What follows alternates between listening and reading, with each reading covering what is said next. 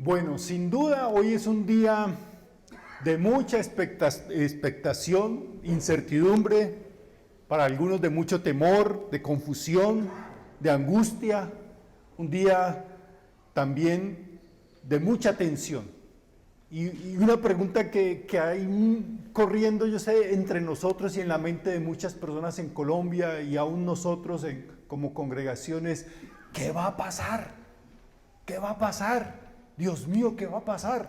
Mucha gente llena de temor, ¿qué va a pasar? Si gana Julano, si gana Julano, ¿qué va a pasar?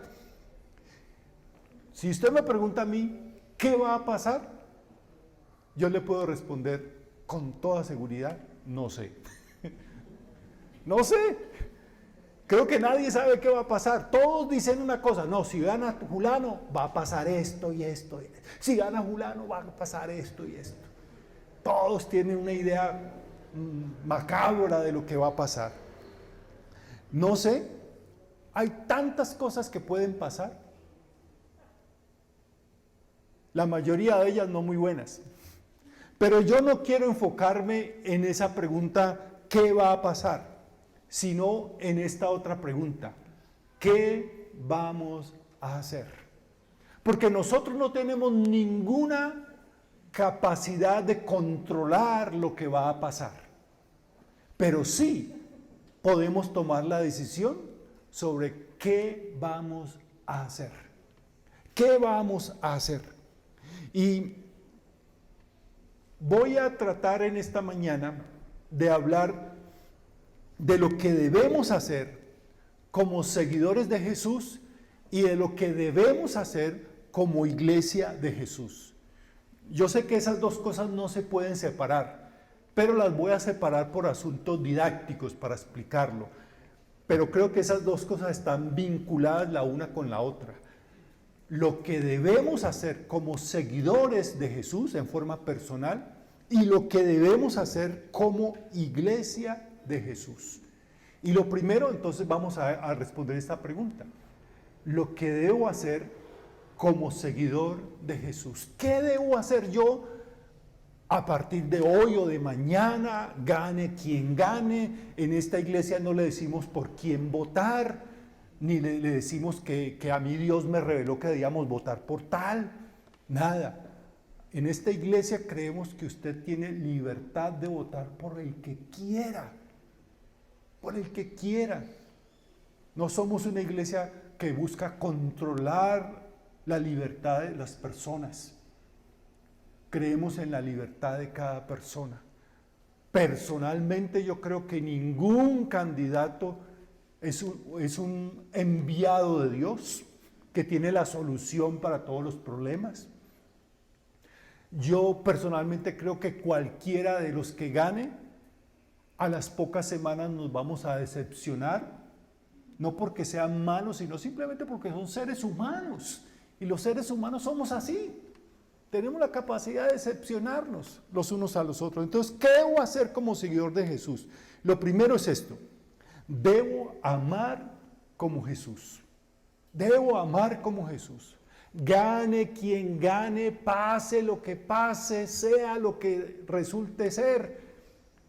El cristiano, seguidor de Jesús, está llamado a amar como Jesús. A Jesús un día le preguntaron, ¿cuál es el mandamiento más importante? Jesús dijo, amarás al Señor tu Dios con todo tu corazón, con toda tu mente, con todas tus fuerzas y amarás a tu prójimo como a ti mismo. El amar a Jesús, el amar a Dios es lo más importante que debemos hacer siempre, siempre.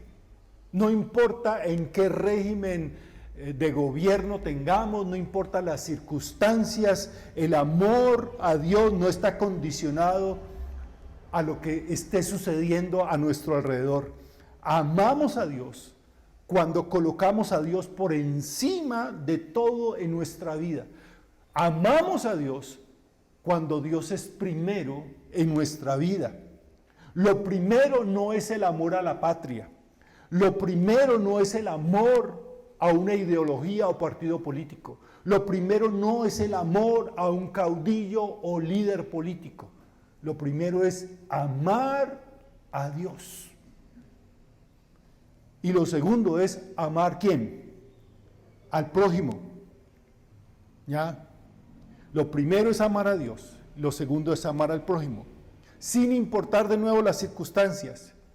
Y el amor tiene un efecto muy edificante en nuestra vida, muy sanador en nuestra vida. El amor tiene un efecto muy positivo en nuestras vidas. Como dice 1 de Juan 4:18. 1 de Juan 4:18 dice, en el amor no hay temor, sino que el perfecto amor echa fuera, ¿qué? El temor. ¿Saben? Una de las cosas que yo más leo en los periódicos, en las redes sociales, en los noticieros, es que la gente está llena de temor. Temor porque gane este o temor porque gane aquel. Temor porque el país vaya por este rumbo o temor porque el país vaya por este otro rumbo. Pero lo más triste para mí es ver que aún los cristianos están llenos de temor. Entonces, ¿dónde está nuestra confianza en el amor de Dios? Que nos asegura, como dice el apóstol Juan, en el amor no hay ¿qué? No hay temor. ¿Por qué temer? ¿Por qué temer? ¿Por qué salir a votar con temor? En el amor no hay temor. Y como digo, amar al prójimo, a toda persona, porque el amor es la marca distintiva del seguidor de Jesús. ¿Sabe qué lo hace usted cristiano? No cargar una Biblia debajo del brazo. Es que yo soy cristiano y vea, porque yo cargo la Biblia. Véala, y bien grande. O yo soy cristiano porque tengo una camiseta que dice soy de Jesús. O porque voy a una iglesia cristiana. O porque me sé algunas canciones cristianas. O porque hablo cristianés. ¿Saben qué es hablar cristianés, no? Dios le bendiga, hermano, gloria a Dios, aleluya, santo, bendito sea el nombre del Señor, aleluya, amén, aleluya. Esa jerga cristiana y creer que por eso es que somos cristianos. No, el amor a toda persona, el amor al prójimo es la marca distintiva del discípulo de Jesús. Como seguidores de Jesús, no escogemos a quién amar. Como seguidores de Jesús, es el Señor quien nos dice a quién debemos amar. ¿Y a quién debemos amar según Jesús? A todos. ¿A todos? A todos. Y aún más, dice Jesús, aún a los enemigos. Mateo capítulo 5, versículo 44 y 45 dice así: amen a sus enemigos, a los petristas, a los rodolfistas, a los uribistas, a los comunistas, a los de derecha, a los que usted considere enemigos, aunque yo creo que por lo que dice Jesús, un discípulo de Jesús no tiene enemigos, sino personas a las cuales debe amar. ¿Y cómo voy a tratar a una persona de enemigo si la debo amar? Jesús dice, amen a sus enemigos, bendigan a los que los maldicen, hagan bien a los que los odian y oren por quienes los persiguen, para que sean ustedes hijos de su Padre que está en los cielos. La marca distintiva de un seguidor de Jesús es que ama a todos, aun a sus enemigos. Entonces, ¿qué vamos a hacer ahora? Vamos a seguir amando. No hemos amado lo suficiente, entonces vamos a amar mucho más. Necesitamos amar mucho más en un país donde no hay mucho amor, donde abunda más el odio, el rechazo, la sed de venganza. Necesitamos amar mucho más. En segundo lugar, debo confiar en Jesús. Primero, debo amar como Jesús. Segundo, debo confiar en Jesús. El amor me lleva a confiar. Uno, si ama, confía. Uno confía porque ha llegado a amar.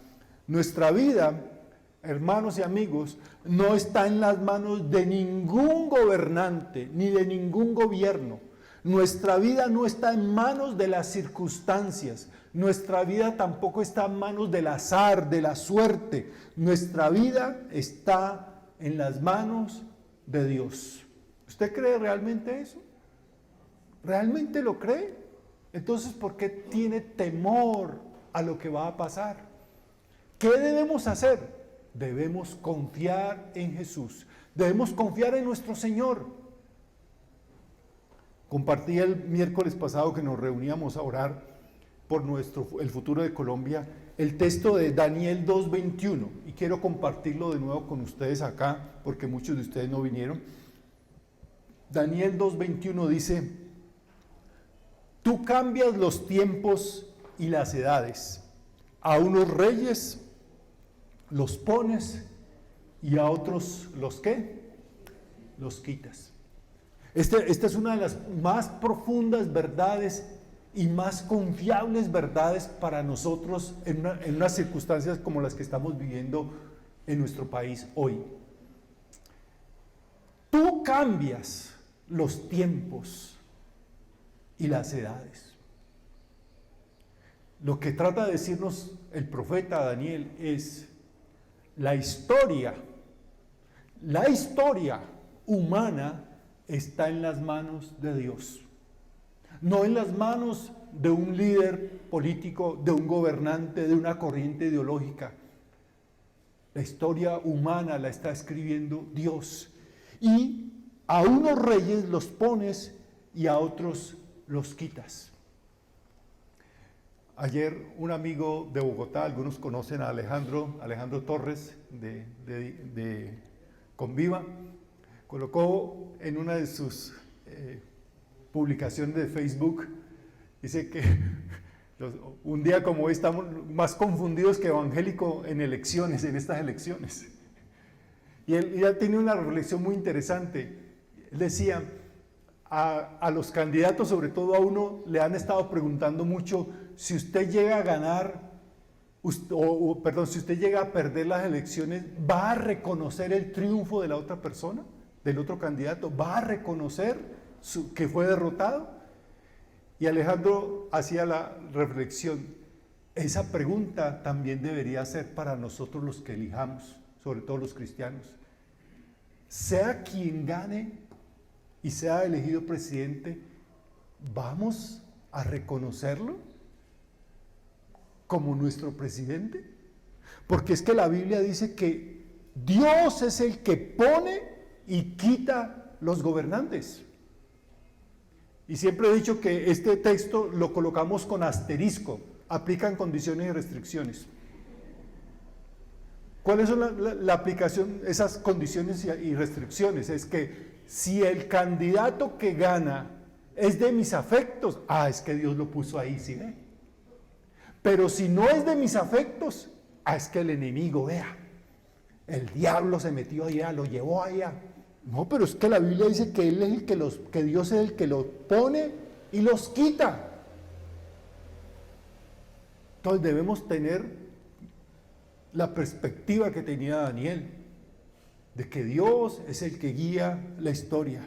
Entonces, vamos a confiar en Jesús, vamos a seguir confiando. No hemos confiado lo suficiente, porque si hubiésemos confiado lo suficiente, no habría tanto seguidor de Jesús lleno de miedo. Vamos a confiar mucho más, porque este país necesita ver el resultado de la fe en aquellos que seguimos a Jesús. Y en tercer lugar, debo vivir el Evangelio de Jesús. Debo vivir el Evangelio de Jesús. Miren, amigos, el problema fundamental del ser humano no es económico, no es político, no es intelectual. El principal problema del ser humano no es social. El problema fundamental del ser humano está en su misma naturaleza, y la naturaleza de todos nosotros los seres humanos es una naturaleza pecaminosa. No hay ideología, no hay corriente política que pueda cambiar la naturaleza humana. Solo el Evangelio de Jesús tiene el poder de Dios para cambiar nuestra naturaleza pecaminosa, egoísta, llena de orgullo. Por eso necesitamos vivir el Evangelio de Jesús, porque el Evangelio de Jesús sí tiene el poder de cambiar el corazón, las vidas de las personas. Necesitamos vivir el Evangelio de Jesús para que otros en este país conozcan el poder transformador del Evangelio de Jesús. Necesitamos vivir y proclamar el Evangelio. Mire, gane quien gane hoy, sea el presidente el que se elija hoy, la iglesia nosotros como seguidores de Jesús debemos seguir amando como Jesús, confiando en Jesús y proclamando y viviendo el Evangelio de Jesús. Gane quien gane, la iglesia debe seguir proclamando el Evangelio de Jesús. Colosenses 1:10 dice, vivan como es digno del Señor, es decir, siempre haciendo todo lo que a Él le agrada. Eso es vivir el Evangelio, vivir para el Señor. Vivamos como es digno del Señor. No importa quién sea el que gane, usted y yo somos llamados a vivir para el Señor, no para un candidato político. Entonces vamos a seguir viviendo el Evangelio. No hemos vivido el Evangelio lo suficiente y vamos a vivir el Evangelio mucho más necesitamos vivir el Evangelio ahora. La segunda parte es esta: lo que debemos hacer como iglesia de Jesús. Lo que debemos hacer como iglesia de Jesús. Ya hablamos de lo que debemos hacer en forma personal como discípulos de Jesús. Ahora, como iglesia de Jesús, ¿qué debemos hacer? Lo primero es, debemos confesar que solo Jesús es el Señor de la iglesia. Solo Jesús es el Señor de la iglesia. Una de las cosas más tristes que hemos visto durante este tiempo de campañas políticas es ver cómo pastores, cómo iglesias en Colombia han entregado el señorío de su iglesia a candidatos políticos. Una vergüenza, una vergüenza. La iglesia debe confesar que solo Jesús es el Señor de la iglesia. En Hechos 17:7 dice lo siguiente: todos sus seguidores desobedecen los decretos del César. Dicen que hay otro rey y que se llama Jesús. Esta expresión es una mezcla de mentira y verdad. Esto era lo que los enemigos de los primeros seguidores de Jesús, de la primera iglesia en Jerusalén, decían. Los primeros seguidores de Jesús decían: esta gente desobedece, hablando de los cristianos, son rebeldes, desobedecen los decretos, las leyes del rey, o sea, del emperador, del César. O sea, los consideraban, ¿qué? Revolucionarios. Eso era mentira, en parte. Pero la otra parte es verdad. Dicen que hay otro rey y que se llama Jesús. Y eso es muy, muy, muy verdadero. Para ellos y debería ser para nosotros. Nosotros hoy en día debemos tener en claro que el presidente que sea, el presidente que elijamos, no está por encima de nuestro rey, de nuestro Señor que es Jesús. Y la iglesia está sometida solamente al señorío de Jesús. No de un candidato político, no de un partido político. Jesús es el Señor de nuestras vidas y de nuestra iglesia. Filipenses 2:11 nos dice: toda lengua confiese que Jesucristo es el Señor, para gloria de Dios el Padre. Y en eso nos mantenemos y debemos mantenernos. Y cuando la iglesia a lo largo de 2000 años de historia ha enfrentado los momentos más oscuros, lo que le ha sacado adelante es recordar que Jesús es el Señor de la iglesia, que Jesús es el que sustenta la iglesia, es el que guía la iglesia, y que la iglesia solo se debe a Jesús y solo a Jesús. Entonces, ¿qué debemos hacer como iglesia? Confesar que el único Señor de la iglesia es Jesús. En segundo lugar, debemos ser pacificadores como Jesús lo hizo. Debemos ser pacificadores como Jesús lo enseñó. Ustedes han notado algo de la Biblia. Yo no sé si usted ha leído toda la Biblia, Espero que sí. Aunque esto que voy a decir no necesita usted haberla leído toda, pero ¿usted ha notado algo? ¿La Biblia está lleno de violencia? Hay muchas cosas violentas en la Biblia. Sí, ¿lo ha notado? Hay mucha sangre en la Biblia. ¿Cuál creen que ustedes que es el libro más violento de la Biblia? A ver si la han leído, pueden pensar, ¿cuál es el libro más violento de la Biblia, donde más sangre se derrama, eso queda chorreando sangre así? ¿Cuál es el libro más violento que le parece en la Biblia? ¿No lo han leído? Ahora llega a la casa a leerlo, uy, sangre, vamos a leer sangre en la Biblia. Creo que el libro más violento de toda la Biblia es el libro de los Jueces. Es horrible, realmente es horrible. Hay sangre, hay de todo. Y una pregunta que generalmente uno se hace, o muchas personas me hacen es, pastor, ¿y por qué en la Biblia hay tanta violencia? Eso no debería estar. Si ustedes leen el libro de Jueces van a decir, uy, ¿esto por qué está en la Biblia? Esto ni uno de esos programas de crímenes que investigan crímenes horribles. ¿Por qué en la Biblia hay tanta violencia? ¿Por qué? Y una de las respuestas que yo doy es la siguiente. La Biblia está llena de violencia porque la humanidad está llena de violencia. ¿Y por qué la humanidad está llena de violencia? Porque el corazón humano está lleno de violencia. Y lo que hace la Biblia al hablar y a exponer tanta violencia es exponer el corazón humano lleno de violencia, y ha creído el ser humano que la violencia resuelve todo. Los problemas familiares se resuelven con violencia. Desde el comienzo, ¿cuál fue el primer hecho violento de la historia? Un hermano matando a su hermano. Los problemas familiares se arreglan con violencia. Eso es lo que hay en el corazón humano. No por nada, por ejemplo, el día más violento del año en Colombia, ¿cuál es? El Día de la Madre. Es increíble. El día más violento, se matan entre los hermanos allá, se agarran.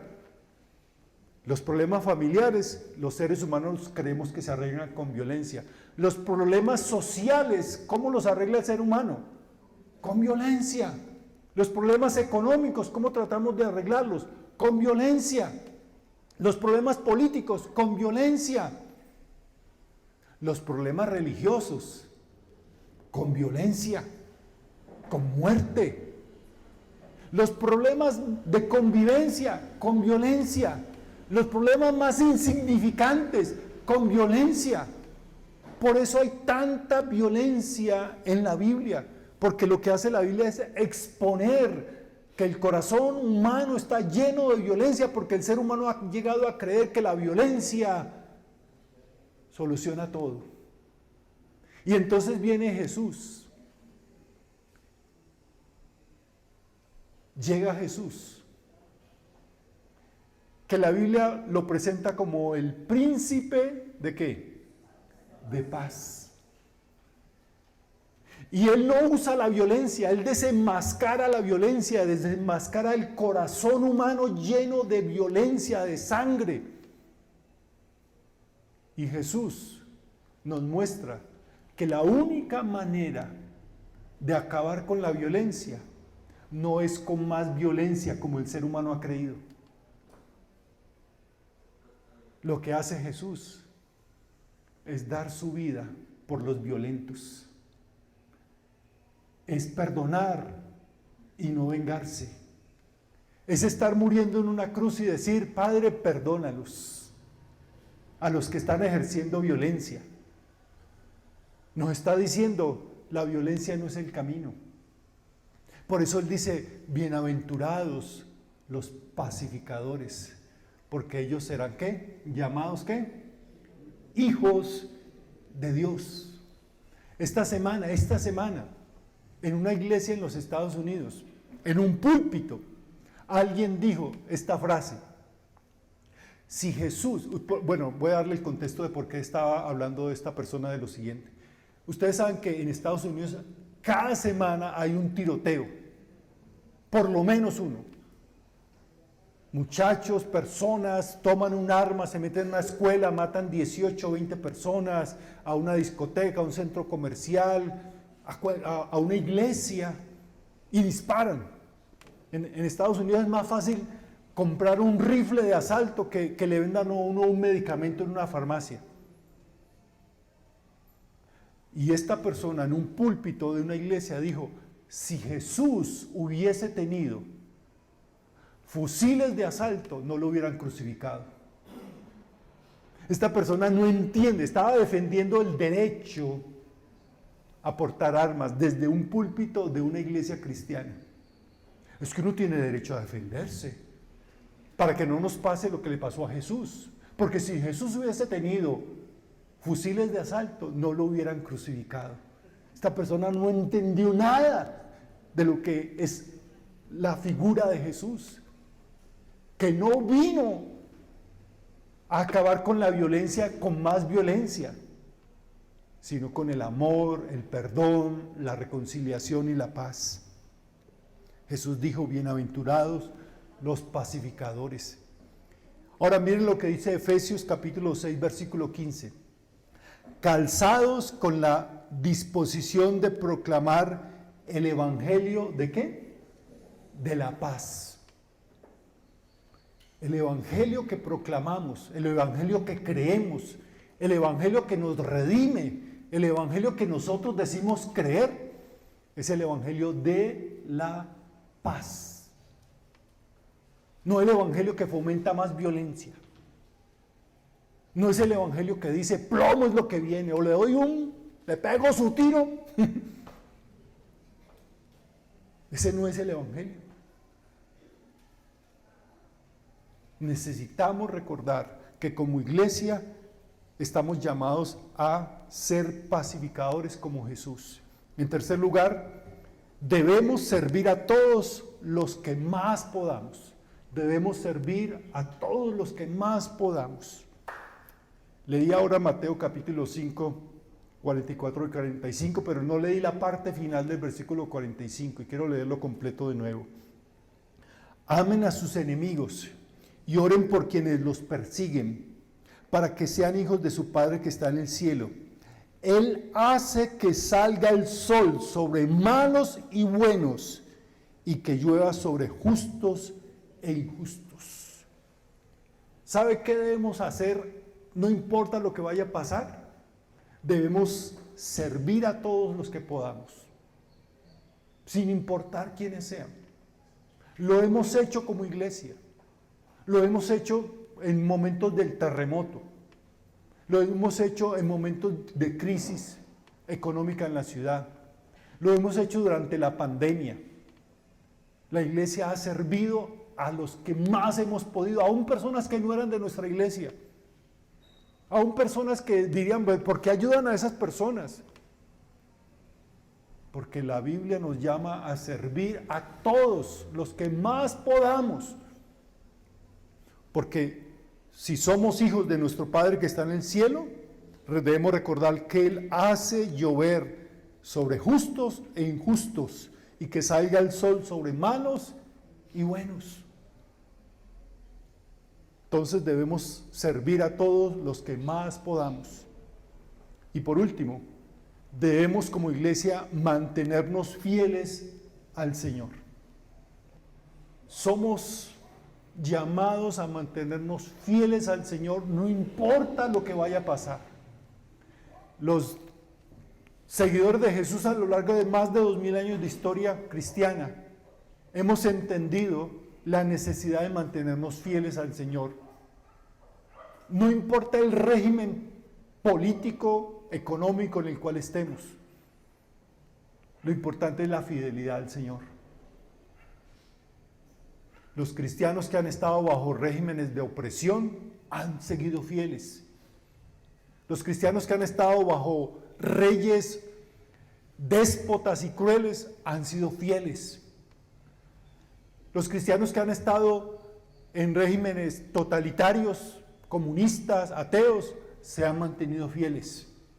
Los cristianos que han estado bajo regímenes democráticos, con más libertades, se han mantenido fieles.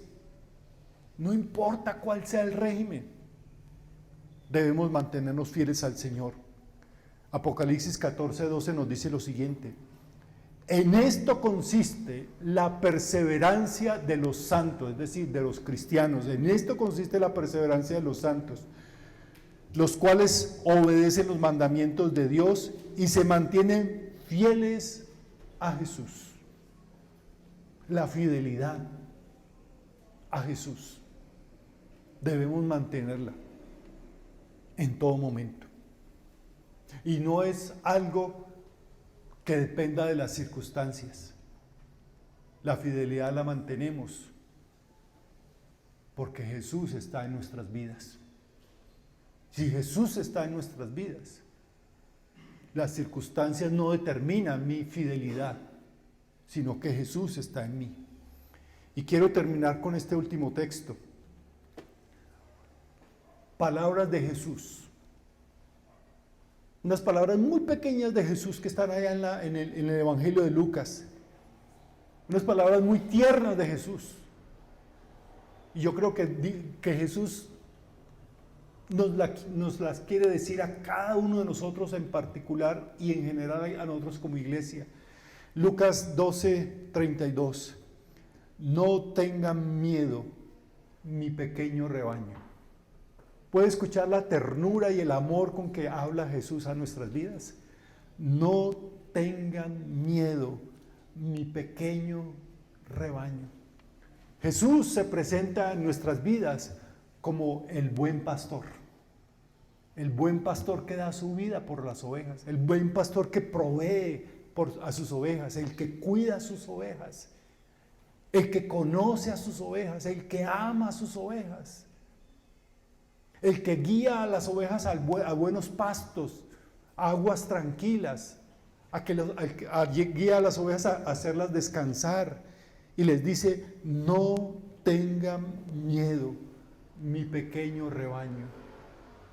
Dios quiere que usted y yo, Él quiere que como ovejas suyas, no tengamos temor, ningún miedo. ¿Qué va a pasar mañana? ¿Qué va a pasar hoy? Yo no sé. Lo que yo sé es que Jesús es mi buen pastor. En toda circunstancia, en todo momento. Y aceptemos los resultados que sean, sin temor. Nos vamos del país. Dios es el soberano. Dios es el Señor. Y sobre todo Dios es nuestro buen pastor. Él cuidará de nosotros en todas circunstancias. Vamos a orar, puestos en pies.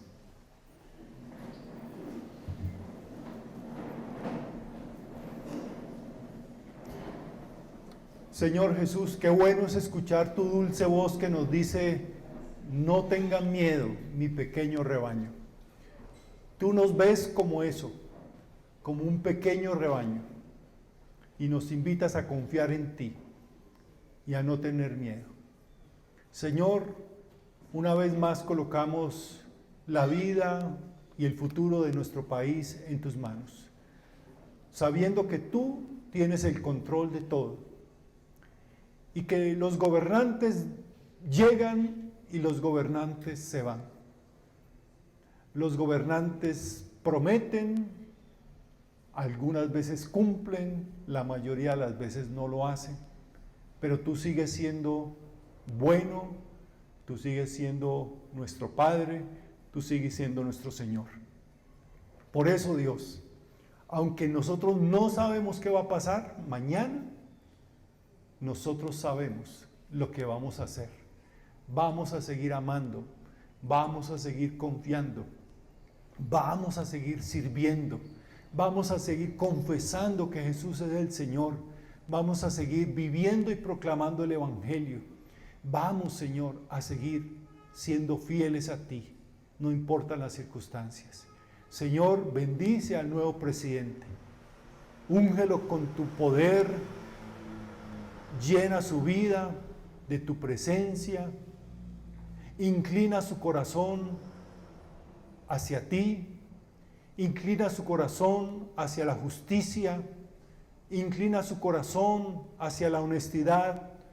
Inclina su corazón hacia hombres y mujeres sabias que lo aconsejen, que lo corrijan, que lo ayuden. Dios, proclamamos una vez más que nuestras vidas están seguras en tus manos. Recibe toda la honra y la gloria, soberano Señor, en el nombre de Cristo Jesús. Amén. Amén.